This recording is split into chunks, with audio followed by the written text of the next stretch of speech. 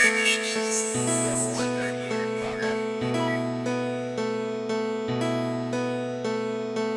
is a dangerous groups that we're dealing with now. It was a nightmare. Flight 807, you're clear for landing. Runway 7, Bravo. All personnel report to the nearest tornado shelter. This is not a drill. If you need help, then dial your operator. Have no fear, fellow citizens. The Mediator is here. Good morning and welcome to this week's edition of The Mediator with me, your host, Brian West, here to give you the top 8 headlines and developing news stories that made it this week. Now, as usual, I give you the top 8 local headlines and developing news stories that made it first, followed by a movie clip, a skit, a trailer, or something that's going on in the community, or maybe some pictures. And then I'll give you the top 8 international headlines and developing news stories that made it, folks. So let's waste no time. Oh yeah, it's time. Let's get to it. Story number 1. Boardman doesn't like the WRTA plan. WRTA's plan to transform Market Street in Boardman from 4 to 2 lanes while implementing a bike and bus lane was met with opposition in Boardman. The idea for a bike and bus only lane really had residents scratching their heads because Boardman has a lot of traffic and WRTA only has about 200 riders. Now, safety issues were also a concern in the article. The story is still developing. Story number 2. Grants coming to the aid of YSU teachers. 2 area universities are getting $200,000 each to help combat the shortage of educators. Some of the funds will be awarded to provide partial scholarships to students focusing on special needs education. The local article highlights the need for educators from just about every ethnicity, especially Black, African American. Now, this story is still developing. That's why I made it this week. We all could use a little lesson from a good teacher. Big headline. Story number 3. Mercy Health puts healthcare plans back in the news. Mercy Health is in the life-saving business, if you didn't know, and has acquired 2 more buildings for $1.2 million. Mercy Health has been gaining ground, especially with pandemic aid being spread around. Akron Children's Hospital also plans to expand, showing that area hospitals are well invested. Now, this is after the Northside Medical Center transitioned to Stewart Health Center some time back and later downsized, causing major news stories surrounding the future of the property. Some of the property has been sitting idle with no activity going on at all. Now, the local Veterans Affairs Clinic has also seen expansion into a new building, shining light on the future of medical health locally, showing that things are looking up as people start to spread some of that health care need. Big headline. That's why story number 3 made it this week. Story number 4. Still mixed opinions on COVID-19 progress. Lately, it seems that the Russia saga has stalled media coverage of COVID-19. Now that local talk is about moving on and people trying to get over this, a lot of people are upset about mask mandates, still upset about mask mandates, and are pushing for progress in the direction of normalcy. That means people want to get things back to normal. Everybody's just kind of forgotten about COVID. Now, either way, COVID news continues to fade from major headlines, but there are still stories left untold about those who went under and are not yet to recover. Some people lost some loved ones, some people lost some businesses, and they still want some answers. Now, this story is still developing with another election season on the horizon. Now, what worked and didn't work is what is being debated. It was still being debated. Story number 5. Mayor Brown is still talking the spending plans. He's talking a lot about spending. Mayor Brown's vision for the city of Youngstown seems to be focused on the future after local news outlets centered in on a talk given by the mayor where he spoke a little bit about the $82.7 million American Rescue Plan funds. Now, the mayor spoke about his network of connections with major universities on how to properly grow cities out of poverty from other sources who have experience. So he talked about his networking with these other sources. Now, Youngstown has been in the spotlight of taxpayers as federal money continues continues to flow into the city, giving it a healthy budget. Now, Mayor Brown was reelected to a second term and has faced the challenge of rebranding a city that has tried to recover economically since the fall of the steel mills a long time ago. Now, the city saw the 2020 plan unfold, but still has, 2010 plan unfold, and 2020 plan is probably still in effect now, but the city still has had a problem attracting high-paying jobs inside of the city. That means people, when it comes to internal jobs, they just had a hard time attracting those big investors. Now, on his second term, there are a lot of mixed feelings about the future of Youngstown and the current sitting mayor. So some people have their opinions. Story number 6, Southside. The Southside gets 3 federally funded projects. Congressman Tim Ryan was able to secure $4.35 million of federal funding for 3 community projects. The money is earmarked to help feed, educate, and provide out-of-school activities with better health care, according to a local Vindicator article. The article emphasizes the entire amount received at about $15 million for the Mahoning Valley. That's a lot of earmarked money. Now, 3 projects on Youngstown South Side include $2 million for a community food center, $1.5 million for the Boys and Girls Club, and about $850,000 for Mahoning High School. So that's a lot of money for the South Side. That's why story number 6 almost made it to the top 2. Because when you start talking money, you start talking spending. Big headline. Story number 7 in the top 2 local headlines and developing news stories that made it this week. Just a story, just an ordinary story, trying to get by. He was trying to look into the sky and see how would come along and started to realize that the stories made people realize what was really going on. Story number 7. How did Youngstown get the corrupt city label? Big headline. Big question. Corrupt. Who wants a corrupt city label? For a city to be labeled corrupt, it usually has to do with the history of spending, legal proceedings, the history of legal proceedings, how people get processed or prosecuted. And it also has to do with education, crime, and city management. Those are some of the things that can get a city label corrupt, especially if they're handled improperly. Now, there are rumors about Youngstown, and most people know what these rumors are. Some of these rumors talk about passing the buck, city officials just passing the buck, hiring their friends and family members, all that stuff. Lack of quality officials, I'm sure you already know about that. Some people, at least. Unprofessionalism and the mismanagement of taxpayer money. This is what people say when they talk about what goes on in corruption. People just taking advantage of taxpayer money, all that stuff.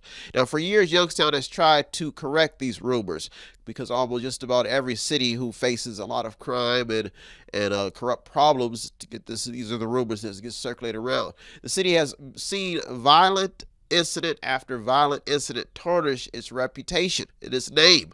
Now, this includes the jailing of past city officials, etc. We've seen it over the years. Now, that statement alone is what got this story in. Youngstown is in a fight to rebrand itself as a city, and it is going to take a lot of work. Story number 8 at the top local headline and developing news story that made it this week for you.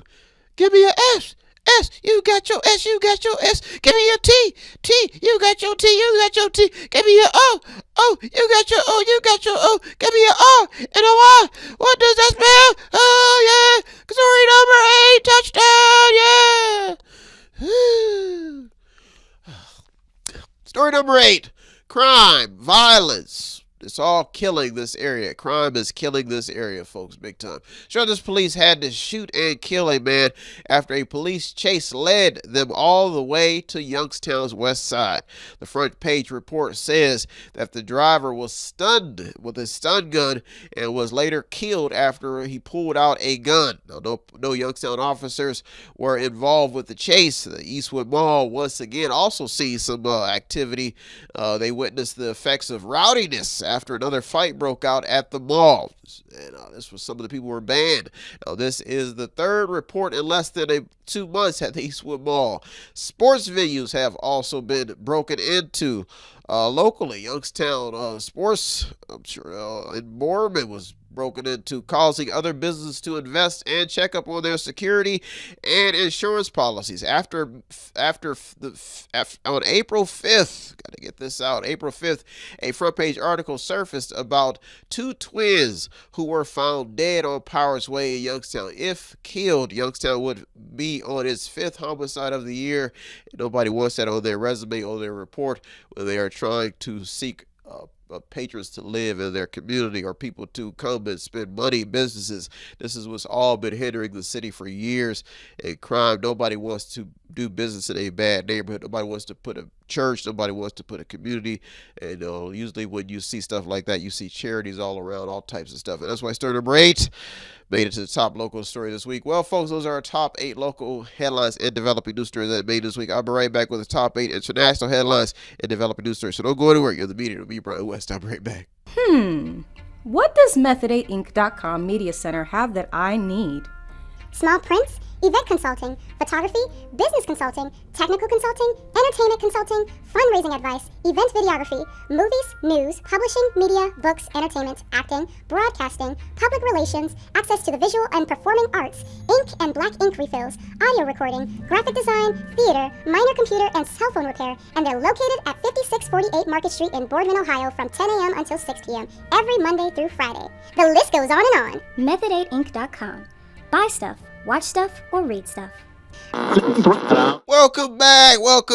Now it's time to get to the top 8 international headlines and developing news stories that made it this week. Folks, I went to talk to a brain doctor.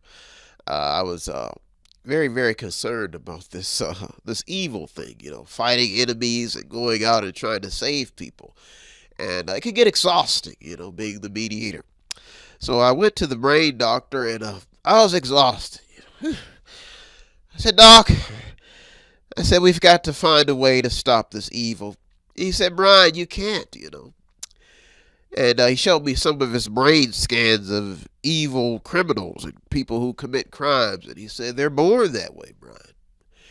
And I felt a little bit upset because all my journey as a superhero, I've been fighting crime and blasting through doors and trying to save innocent lives. And when the doc told me this, it gave me a different outlook on evil and how people are developed, how their brains developed. And he talked about getting rid of the electric chair and the death penalty. And I started to wonder. And then in the midst of us talking, one of my villains, one of the arch villain that was after me, came busting through. And me and the doc hit the deck. Doc, what do you want us to do? I said, do you want me to give him the death penalty now? Doc was losing his mind. He couldn't believe it. All his life he's been practicing brain health. And I saw the doc pick up a weapon. And he looked at me and said, Brian, don't worry. I've got this. And that's when I developed a sidekick in the brain doctor. He pulled out his weapon. Killed the villain. And after that, we had some tea and we talked and broke bread. And I said, Doc, we may want to rethink this strategy of not killing the villain. And we reconciled and we got ready for the holy season. And that's my story, folks. And that's how the mediator got his first sidekick, the brain doctor. Well, folks, that's my story. Let's get to it. Story number 1. The dark side of entertainment, folks. Speaking of villains. Since the 90s, rappers have been getting killed, folks. DJs, bodyguards, models, singers, porn stars, and even actors have been found dead. A lot of them. Many left alone, sparking conspiracy talks. Now, the latest news was sent The latest news, folks, has sent one of America's most well-known African-American actors to his fighting corner to regroup after making international headlines for slapping another actor at a major event right in front of the camera. I'm sure we've all heard the story, and I'm sure we all know who the actor is, so I'm not even wasting my time mentioning his name. Now, in week 2, headed into week 3, this story has stayed alive. That's how the story got in. This is bringing yet another very important topic about what entertainers are going through when the camera is off. This is bringing up the subject. Now, as time passes, this story too will pass. But some of America's most talented people have often found themselves alone in a room with little left as the world moves on with or without them. So is that fair? Now, on a bad day, the business of entertainment seems to get very, very dark when the cameras are off. And that is what got this story in, because things are getting very, very dark once again as more comes out about what's happening behind the scenes in the entertainment world. Mental health once again takes center stage. Story number 2, religion is on the radar this holy season. If you're religious, or could you just be superstitious? Nobody knows. Easter is approaching, folks. Christians, and Ramadan is amongst the Muslim faith. For Christians, Easter, and Ramadan for Muslims. I'm sure there's a lot of others holidays out there now. But what got the story is because a lot of people have chosen a life outside of religion. Now, everyday people are people from different walks of life. This is from all backgrounds, are bombarded with religious offers, and in the age of enlightenment, religious people are taking notice of what's going on, and this is because many still feel obligated to save lost souls. If you think about how the religious mind is trained, because some people believe that a lot of people are going to hell if they don't accept their religion, and this has been a battle for years. Now, religious persecution has also been a huge talking point in the story, because the world is still seeing people being persecuted because of their beliefs. That means they're being tortured because they don't believe in a certain faith. A Nigerian male, Mubarak Bala, has been jailed for blaspheming the Islam faith, now thus causing more people to speak out on how people get tangled in the web of a world filled with diverse beliefs. That means you're getting tortured just because you don't believe in something, and this is becoming a problem. Now, academics have become pivotal in how these stories are judged, because mental health plays a big part in how this story develops. That means if you get caught in one of these camps and you decide to rebel, you can lose your life in religion. That's a big. Now, just about every day, people are persecuted for what they believe in. Now, with many having no clue what or who they are worshiping. So that means some people don't even know the history. Some people don't read, so they're engaging in this faith and these activities, and they don't even know that they could be giving sacrament. So this is all happening in the name of religion, and this is what got the story in. The 37-year-old president of the Humanist Association of Nigeria pleaded guilty to all 18 charges and has been sentenced to 24 years in prison, causing a big stir in the aisles of religion, especially around holy season. Story number 3, the Black War and what it means to everybody involved. The Black War. Leo Terrell, a civil rights attorney, went to Fox News and torched Black Lives Matter for the exploitation of Black Americans. The report says that while the group had little Black Americans on the front lines protesting, the leaders racked up millions in support and bought $6 million mansions. Now, the group, who mobilized a movement in almost every state, brought in $90 million in 2020, causing so much racial division and confusion that a lot of people ended up in jail, and some never being brought to justice. Now, it is clear that this story proves that the Black Lives Matter movement caught a lot of law-abiding Black Americans off guard. Now, as the data comes in every day, a lot of stats do show proof of a lot of injustices, but the data also shows proof swinging in favor of those trying to approach activism from a more productive, informative, law-abiding manner. Now, either way you look at it, the Black War did gain a lot of people's attention, some for the good and some for the bad, the worst. Now, Black history books have been flying off of the shelves, and many of America's past wombs have been reopened. Story number 4, the food and price stories continue. Farmers are still making headlines due to droughts, financial concerns, and even federal policies that have them screaming for assistance. As food supply chains issues mount and energy prices rise, this is not good news for farmers. Now, stories about water, food, and oil concerns are causing market watchers to take notice. Now, if there is a conspiracy to break America slowly, conspiracy analysts and news junkies are taking notice. Struggling Arizona farmers got this story in. That's why story number 4 made it this week. Well, folks, those are our top 4 international headlines and developing news stories that made it. I'll be right back with the top 4. So don't go anywhere. You're the media with me, Brother West. I'm right back. If you want to check out the stories that almost made it in or did make it in, go to our Twitter feed on our website. Check out everything. All of the sources are there. And go to the website. It's method8.com. Welcome back. Now it's time to get to the top 4 international headlines and developing news stories that made it this week. Folks, I had a vision. What would the world be like without villains? Somebody to prove that there's something magical, somebody to come in and save the day when something is going down. And this thought, I was pondering on this thought about maybe that's the purpose in life, for good to overcome the forces of evil or something, for everybody to reach the climax of complete utopia and feelings of complete harmony. So I went out and I realized that peace is good, and it often gets disrupted when two forces of good and evil collide. The solution to the problem sometimes is to stay in the middle, split the forces of good and evil to balance things out. And that's when I learned that to be a mediator, you've got to come up with a good song. And my song is for you.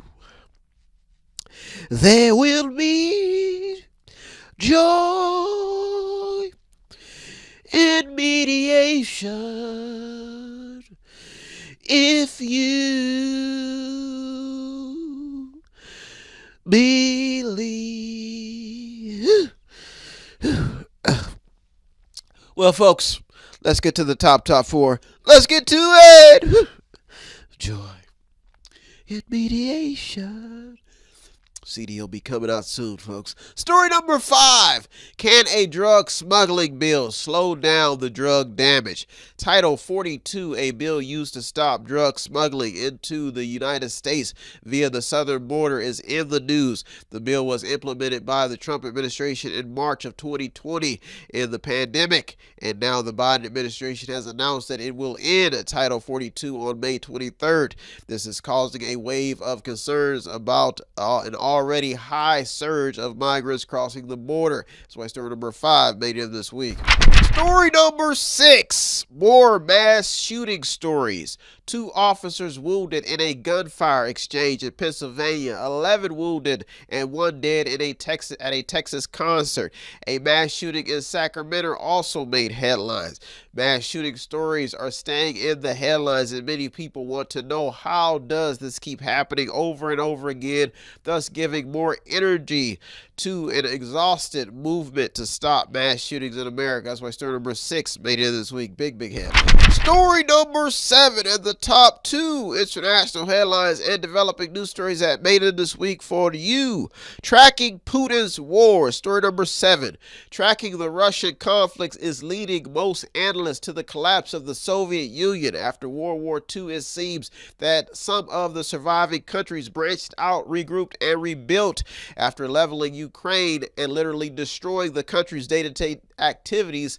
it's clear that this has a lot to do with any future plans that Ukraine may have had that possibly could have threatened Russia's future. Now, every aspect of this war is strategic, yet shows signs of hatred and revenge due to the nature of attacks being reported. Now, as the tides turn in this still developing war, diplomats are going to the extreme to prevent another world war. Will they succeed? Now, what is trending now are the areas where Russia continues to move in and out of. Headlines asking how far sanctions can actually go have been in the headlines because 60% of Putin's war funds have been frozen, according to a BBC article. Another headline reads that the West could be running out of ways to punish Vladimir Putin, causing more concerns about how big could this war get. Story number 8 at the top international headline and developing news story that made it this week for you to keep you informed. Yeah,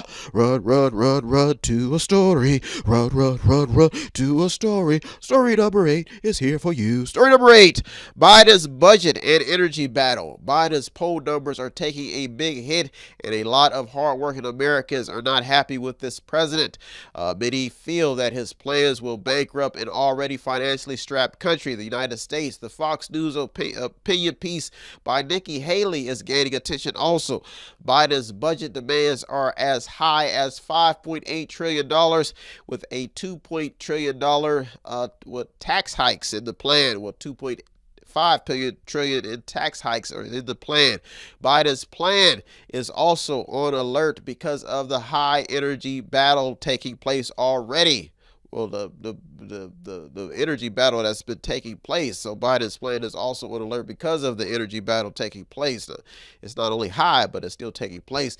Now, in a time where the country should be striving for more energy independence, Biden has gone on to the old playbook of going to the global market for oil, and he's tapping into America's reserves, also causing problems strategically with Russia's war escalating. So that means that he's planning outside of the plan to better plan if a war escalates. So that means that he's trying to find oil when the country could have oil here, energy independence, when he's trying to get it everywhere else instead of just getting it at home. While Russia seems to be, the war seems to be escalating, we could be needing that energy. So I'm sure you get the point. I'm trying to make it the best way I can. Now, many feel that the demands to go all electric just don't seem realistic, but some feel that global officials have already made up their minds, pretty much upsetting oil companies when they are needed the most right now. So I'm sure you understand. The strategy seems to be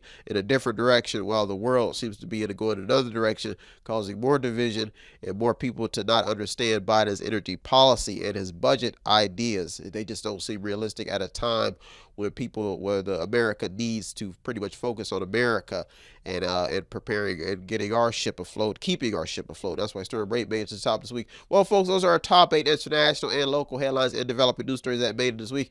I hope you got something out of today's program. I always get something out doing the research. As usual, I'd like to thank all the news outlets, the journalists, the people on the front lines. You deserve all the credit. I'm just a mediator. If you want to show us some support, it does not take much. All you have to do is visit the website on the screen, buy something, click on something, watch something, read something, or to sponsor a program. Well, folks, I'll be back next week looking through over 200 or more stories to keep you informed. That's always the goal. Have a good week, everybody. Thank you for tuning to the Mediator with me, Brian West. Peace. If you need help, then dial your operator. Have no fear, fellow citizens. The Mediator is here.